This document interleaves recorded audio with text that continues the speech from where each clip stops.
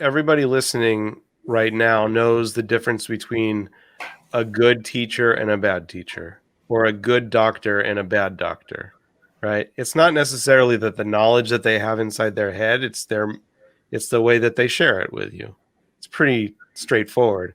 Like, I've been in a doctor's office where the doctor looks at a chart, reads a bunch of clinical stuff, says, well, the data shows that such and such, it might be a good idea to do this and this and this. Okay, see you next time. And then we know a doctor who sits down and makes us feel like a human and gives us that sense of empathy. Like, if they don't know what we're going through, they want to understand it and they dig in. And they will use what we give back to them as a way to inform their advice to us. Same thing with a teacher. We want to all be considered as like unique in our receiving the ideas that come from the knowledge of the teacher.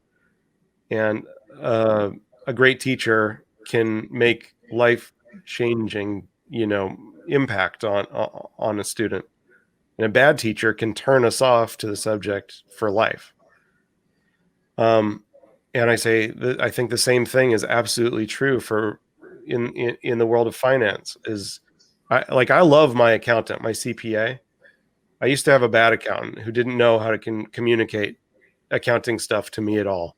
And I would leave every meeting feeling more confused than when I got there. And my accountant now, I don't know if this has anything to do with it, but he's well regarded in working with production companies like mine.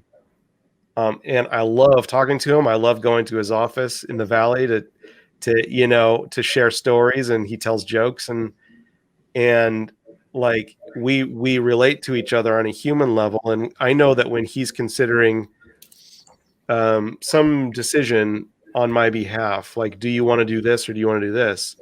I know that he's bringing the humanity of the decision making to his advice.